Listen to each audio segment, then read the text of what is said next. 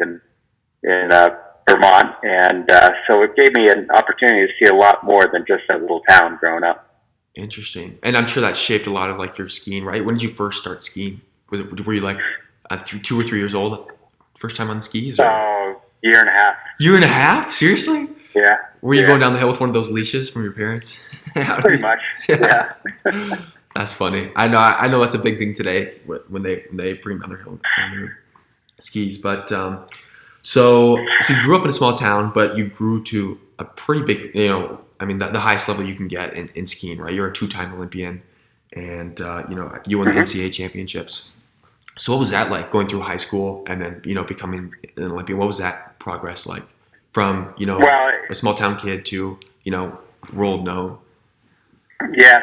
Well, getting into ski racing, it was initially very much a local, then a regional, then a statewide, and then New England, all of the U.S., eventually into international events all over the world. So my success in ski racing brought me to parts of the world I wouldn't have otherwise seen, and also put me on teams with people from all over the United States, and eventually really interacting with a lot of international teams, from Japanese, all the Central European teams, Scandinavian, Russians, you name it, all the ones that were in alpine ski racing and still are today. So my world grew very quickly because of all of those connections and that exposure to a worldwide tour.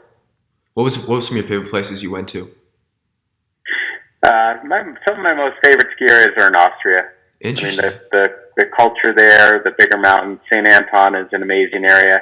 But I like to say the ski resorts in Europe are like wine. You often like quite a few, and you wouldn't necessarily say one is your favorite. It depends on what you're looking for at the moment. That's awesome. So I don't know if you remember this, but when I came to Park City, I was with Igor. I actually ended up going to work for him over in Europe, and I got to go see the Western Austria, the Tyrol area, quite a bit, and so I can attest to how absolutely stunning it is over there. It was absolutely stunning. Yeah. So. Crazy. So was that NCAAs that you got to travel all around the world, or was that when you were on the pro circuit with trying to be on the Olympic team? Yeah, so really the way to look at it is university and colleges really aren't the highest level of competition in across the Nordic sports as well as the alpine events, and those are the only ones that are in of all the 7 sports under U.S. ski and snowboard. Those are the only events that are in the NCAA system. Okay. And the NCAA racing is a lot of fun. It's not that many schools involved, 12 to 14, I think, across the whole country. And I was at that level for a year when I was a freshman in college, and then made it back onto the U.S. team, which is really where the highest level skiers are in the United States. And then we develop a team that travels the globe competing at the highest levels. Huh. That is super cool. That's very different. I guess it's similar in a lot of ways to track and field because it's not the highest level, but yeah. It is like track and field, yeah. Yep. But I never made it past the collegiate level. I ran. I don't know if you noticed, but I ran at University of Kentucky. I was a mid distance. Oh, I did. Yeah. Okay. So distance? Yeah, mid distance, 800 meter. And actually, kind of funny too. I have you heard of the Next Olympic Hopeful thing? The event that Team USA puts on. Oh yeah, I have heard of it. Yes. Oh, I actually got selected for that for Lake Placid this year for the sport of biathlon of all things. So kind of funny. But awesome. Yeah. Kind of funny thing there. But anyway, so what was it like competing at the Olympics? Like most people, obviously most people don't get to compete at that level. What was it like competing at actually at the physical Olympics? Like what was it? What was your preparation like? What was your mentality going into the Olympics, and what was the experience like? What was the Olympic Village like? No, I'm just kidding. Yeah. We didn't have Tinder back then. The experience is amazing. It is athletically on one level, it's exactly like all the other competitions. So the World Cup tour that's happening all year long and in between the Olympics every year is the same field that goes to the Olympics. It's actually a little bit bigger. Oh, each country is limited to 4 people. And so the Austrians have 8 or 12 in a given World Cup race who are really good, and they can only take the 4 best. Whereas you could have somebody from Mexico decide to race in the Olympics. So suddenly it has a different flavor that way. What is different about it is that it's only every 4 years, and the Olympic Games is the pinnacle of our sports, for sure, most sports. Meaning a medal in the Olympic Games is just extraordinary, and you could be third place in a parallel event that's 2 weeks before, 3 weeks before the Games, and that doesn't have anywhere near the meaning it does the third place at the Olympics. So the pressure and the focus on the Olympics is intense and extraordinary. So everybody is trying to do better than they've ever done, which can lead to a lot of people actually making mistakes and opens opportunity for underdogs. And that, coupled with being in the same place with so many other athletes, like you asked about the Olympic Village, and the experience there, meeting athletes from other sports, living in the same area with them, and just the atmosphere and the intensity of the Olympics. I mean, the opening ceremonies is stunning, and that's really kind of your first experience as an athlete, besides the uniforming that takes place, or they call it processing. So you fly into the city of the Olympics, and then you go through all this fitting, because you have to have the right clothing for the opening ceremonies, the closing ceremonies. If you win a medal, you're supposed to wear a particular set of clothing.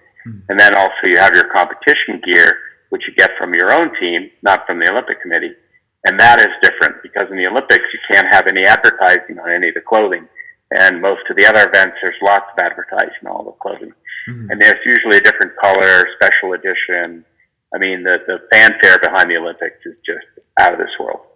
Well, that's crazy. It's cool that you got to experience both sides of it, right? Like as as an athlete, and then also on the business side or of running this large organization.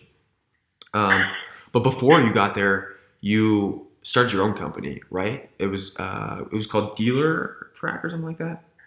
Yeah, Dealer Wire, and we were bought by a company called Dealer Track. Okay, Dealer Wire. Yeah. So what was that? What was that like? I mean, like so you're in the skiing industry. I would think that if you were to go out, you would start something in the skiing space, or maybe I don't know. What was that process like, transitioning out of becoming such a high level athlete to being a high level business in the business field?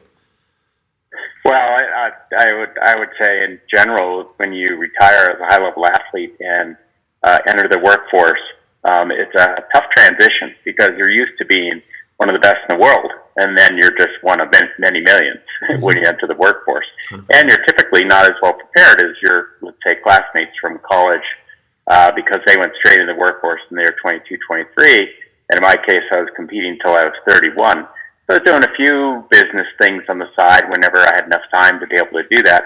And I got into actually automotive business because a friend of mine owned a bunch of car dealerships, and then eventually we came up with a software idea within the automotive industry, and that's what Dealer Wire was. It helped car dealers communicate with each other about their car inventories so that they could trade cars more easily. And so it was a business-to-business tool. So nobody unless you're in the car industry would even know what it was. And then we were bought by a much bigger company that did a somewhat similar thing, dealer to dealer. So it was the B2B side of the automotive industry, which is absolutely enormous. And there was a lot of fast-growing companies happening at the time around 2000. If you remember, that was the end of the dot-com era, and the dot-com bomb in March 2000. But then after that, the opportunities in the automotive industry were just rapidly changing. And so we jumped after that, and I stayed in that industry, so to speak, for about 10 years. Wow, that's crazy. What were did you take any lessons from while you were a high level athlete to the business world? Like, were there any things that you took that kind of stuck with you, maybe about like resiliency or coming back from an injury or things like that?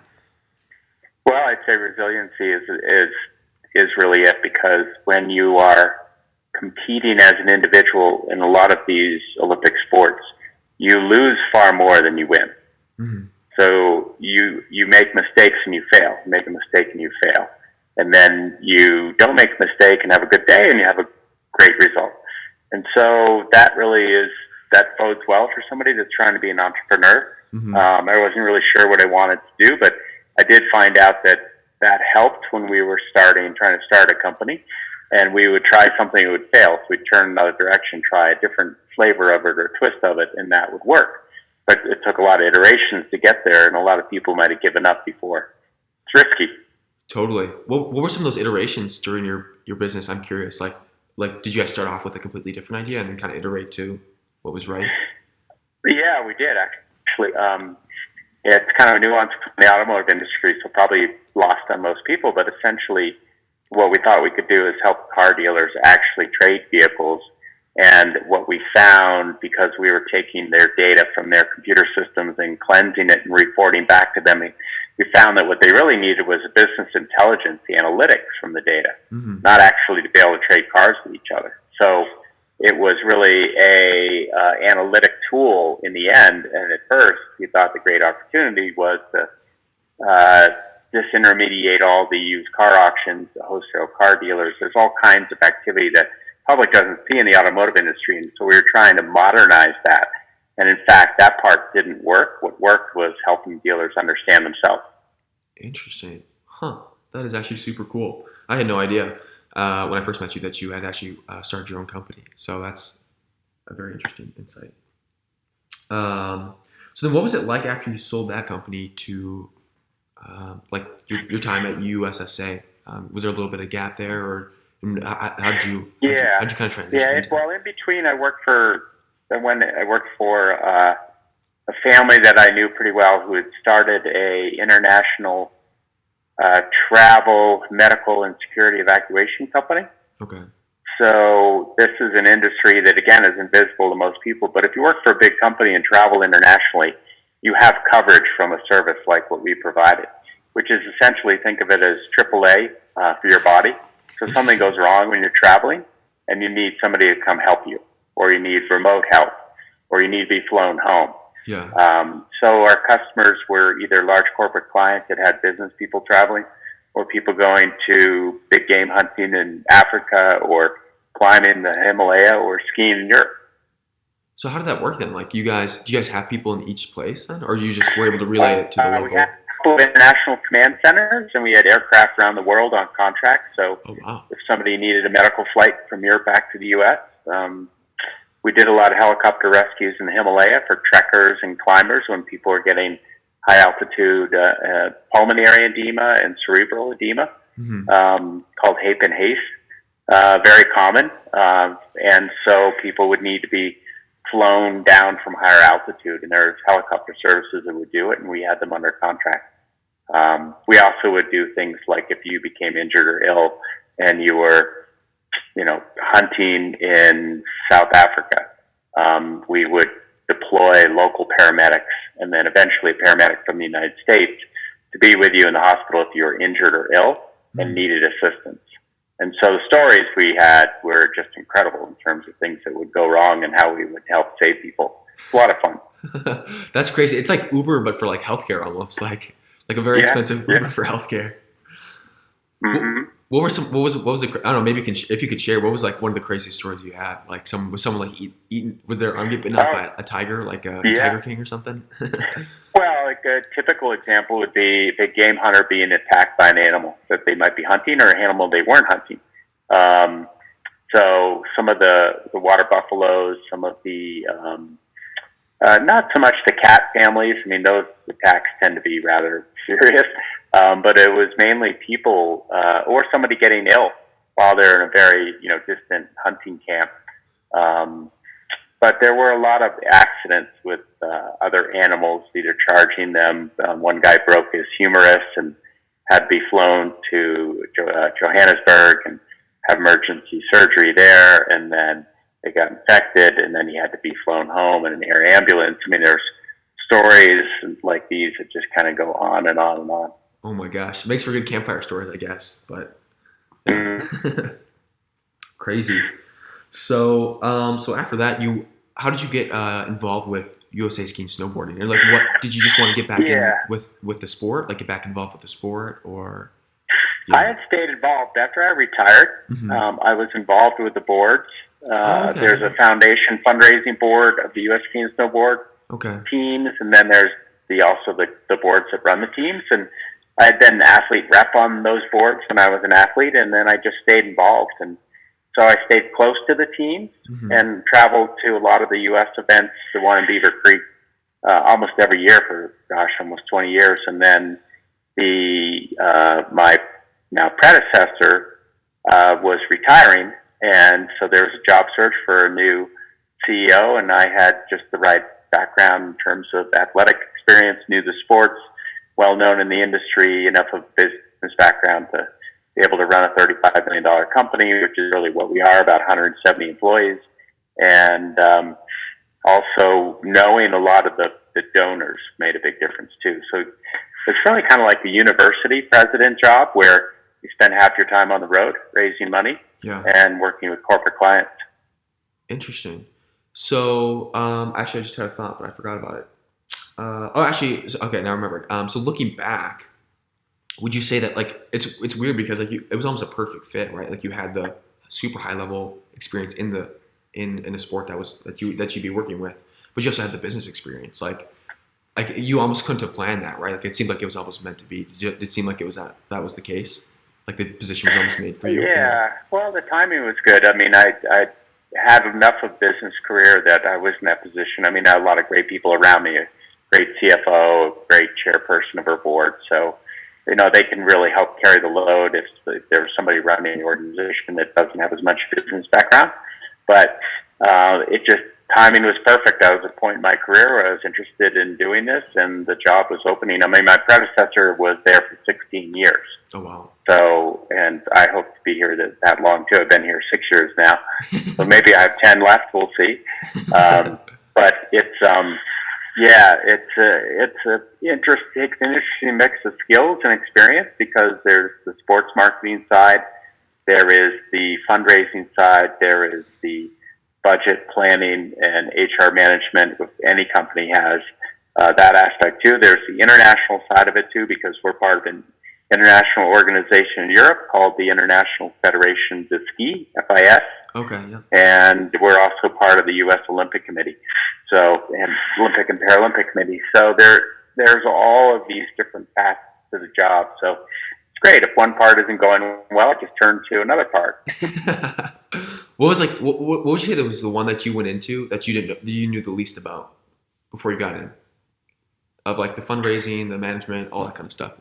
Would you say you were least prepared, or the one that was maybe the biggest challenge to get acclimated I'd say the biggest challenge was understanding the dramatically complicated interconnection to all of the 400 local clubs across the country, as well as us being sort of the hub and the leader of that group, and then us being a spoke in the hub of the International Federation of Skiing, and then layer on top of that the event schedules. So us trying to hold world-class events in the United States and raise the money to do that, having the corporate sponsors sponsor those events. So all of that, the way that intertwines, being very involved in the ski industry that way too, because our partners are the ski resorts themselves, and how to keep that all running smoothly.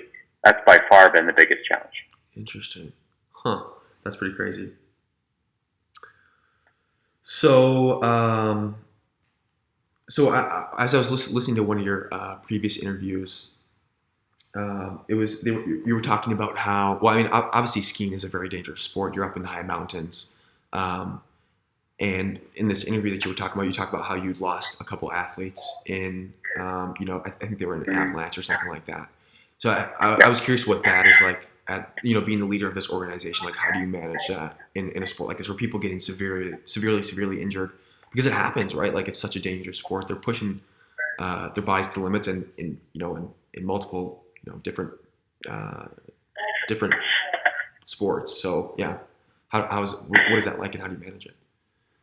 Well, there is in our sports there's 10 to 20% season-ending injuries per year, usually closer to 10%. So that's like 17 people who tear ACLs, break a big bone, have a concussion, etc.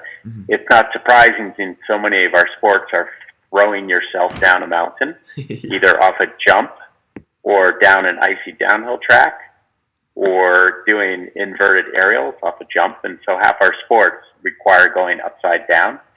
So that injury rate, I guess, isn't surprising, and it's sad when that happens. And we have amazing medical crews that help all of those athletes when they get injured.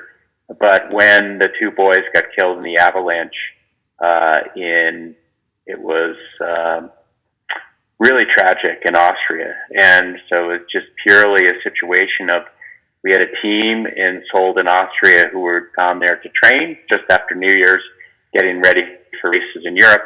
And they were told, because of the high altitude there, where the snow was, Europe was having a bad year. And then suddenly it snowed 4 or 5 feet. And in Europe, the rules are very different and the guidelines are very different for inbounds, out of bounds. Within the boundary of a ski area, you can have many uncontrolled, dangerous areas. The boys didn't know this or understand it. Our coaches didn't know it or understand it that well. And they were off skiing while literally our coaches were looking for a place to train. And they ventured into an area that slid and it killed 2 of them. Oh my God. And that was just one of the worst days. And since then have been just one of the hardest things to deal with in this job. And one of the kids I didn't know very well, the other one I knew very well, and his parents. Obviously gotten to know the other parents and siblings quite well too. And it's just been devastating to be so much a part of 2 families losing their sons in the prime of their life, 19 years old. And so it was very, very, very hard to, it's one of those things where you just want to wind the clock back and say, could things have been different? If they had turned one way and not the other, or if they had known more, or if our coaches had known more. So it spurred a lot of awareness about avalanche danger and fundamental avalanche training to know how to avoid the areas that could be dangerous. And so it's a whole new world now, and thousands of athletes and parents and families have learned where they wouldn't have before because of this accident. But it's just so sad that 2 people had to die for others to understand how dangerous it can be. Yeah. Well, I mean, if that's a silver lining in all, that maybe that they've saved, dozens of other lives of people who maybe, would have had the same outcome, right? So, Yep. But so I forgot to ask a question about the business side of things. So, what is it like trying to raise funds I guess trying to raise funds, but also managing like sponsorship deals and things like that for such a large organization? I'm curious what the process is. It's really my primary focus. Okay. I mean, I was talking a lot about the complexities of running all the sports. I really have great people that do that, and I feel like I have a pretty good understanding of it now. But my most effective thing to do is lead the organization tomorrow on Monday is to go raise money. And raising money, what I mean by that is about a third of our budget is philanthropy. So we have a nonprofit foundation that's been supporting us for 40 years. Oh. Very strong 70-plus person board whose job it is to raise money and help fund the team. So that's about a third of our income. Wow. Another separate third of our income are corporate partners. So licensees, official sponsors. We have an official car. We have official, which is Land Rover. Official credit card, which is Visa. Visa's been with us since 1986.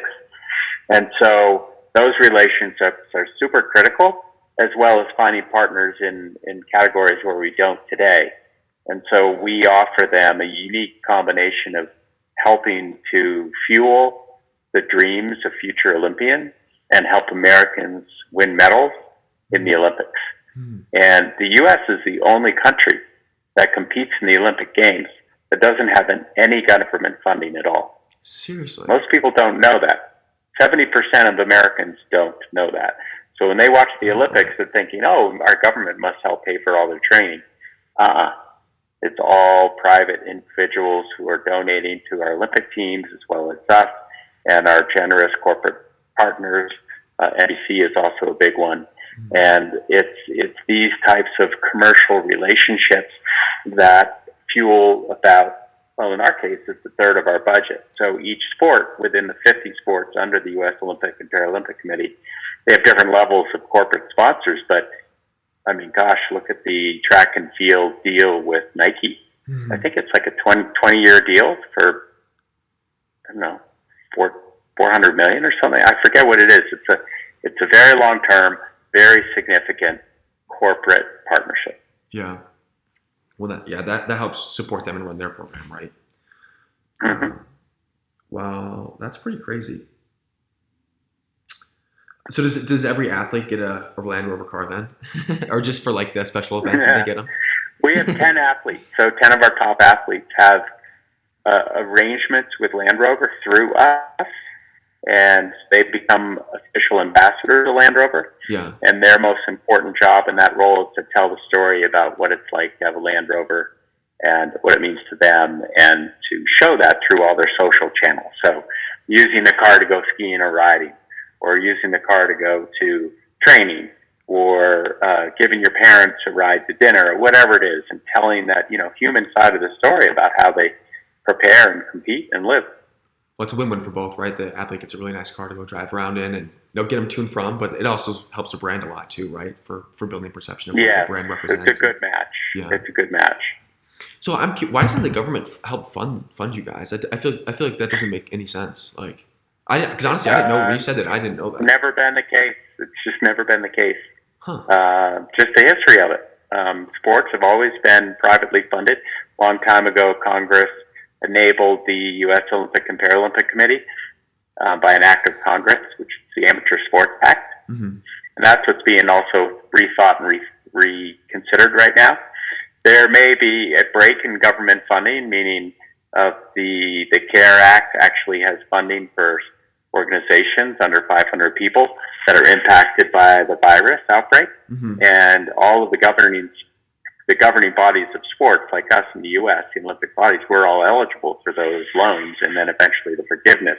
So that'll be the first time in history that there's been U.S. government support mm-hmm.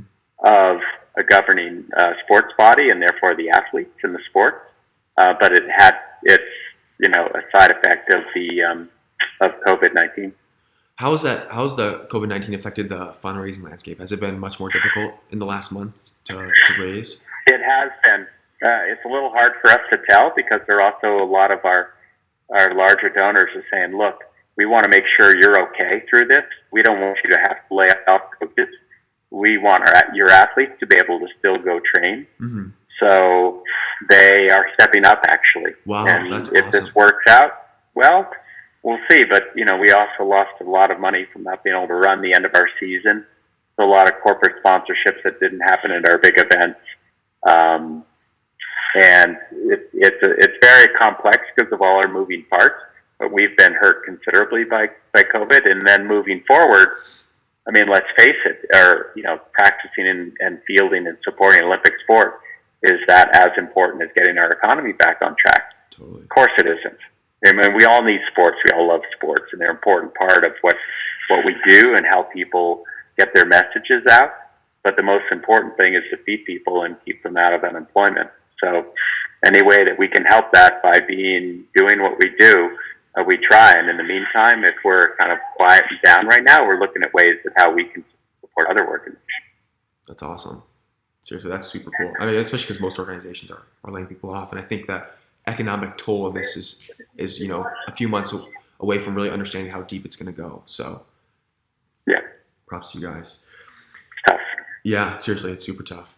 Another thing that I wanted to chat about was I was listening to this interview, and you were talking about how the Norwegian ski team, obviously they're very dominant, especially in 2018. They were very dominant, especially in the skiing sports. And you were talking about how you actually interviewed a lot of them and got insight into how they run their organization and the culture that they had within the organization. I was wondering if you wanted to share some of the thoughts, or if you're able to share some thoughts about that. Yeah. No, it was interesting. We're always trying to learn from other teams. Other teams are trying to learn from us. Mm-hmm. And the Norwegian, in the case of alpine skiing junior development, they actually copied us. Oh, seriously? We had developed this sort of manifesto of how to run development, and they copied that off our website, and then they took it, duplicated it, and actually did it better than we do. Wow. So that was one of the ways they ate our lunch. But I mean, that's essentially published best practices. So it's not like we were stealing intellectual property, but the point was they executed better than we have in the past. And one of the reasons that's true is their culture in Norway. Obviously, the work ethic is critical, but they really discovered a way to run teams like small families. And so they are super careful about the cultural and the social dynamics within a team, as well as finding the best snow to train on and the best way to get strong. They also realize how important it is to be exceptional in cultural and psychological ways and bringing teams together. So whenever you read about the success of a team, the New Zealand All Blacks, right? I mean, there's books written about teams that have done amazing things. It isn't necessarily because they're full of them of best talent. It's because they made the best out of the talent that they had. And the Norwegians have, I think, both, but they have just become super focused on this. And their Olympic organization is exceptional. And I would say those countries in Scandinavia, the winter sports, alpine and Nordic, it's what they do. So we crush them in basketball. They crush us in alpine. Yeah. So we're growing though. We're closing that gap slowly. We're trying to learn from them too. So that's really interesting how they become so good. And then at the same time, and like in cross country, in Nordic cross country skiing, they're so dominant that sometimes they had the top 5 in a men's race recently. 1, 2, 3, 4, 5.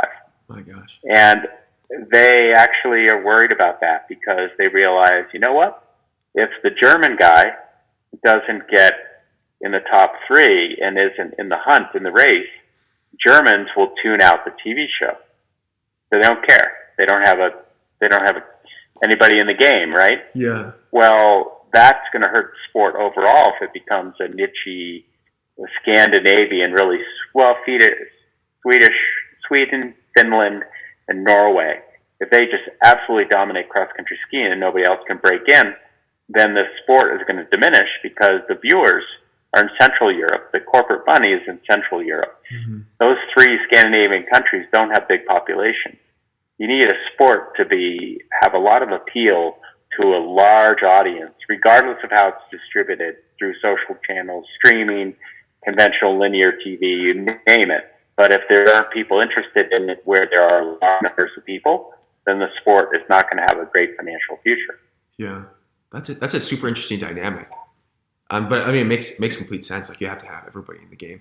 But I wonder that doesn't happen like that happens organically, right? Like they're not like going in and trying to like rig it, right? So that they get someone from this corporate sponsor like placing. Maybe that's not a good way to say it. But anyways, I got the call for Easter dinner.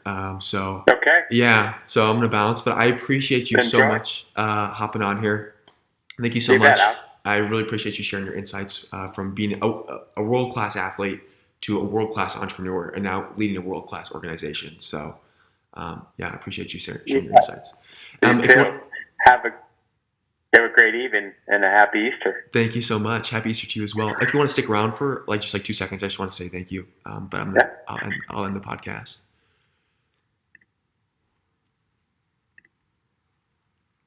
Cool. Thank you so much for taking the time to chat. I really appreciate it, especially on Easter. I know it's not the most convenient time, but anyways, I really appreciate it. It was awesome to catch up with you. There's actually a lot of stuff I didn't really know, so I'm glad I got to hear it from firsthand from you. Nice to meet you. Nice to see you again, Alex. Good to see you. Good to see you as well. Thank you. Have a wonderful Easter dinner. Bye. Bye-bye.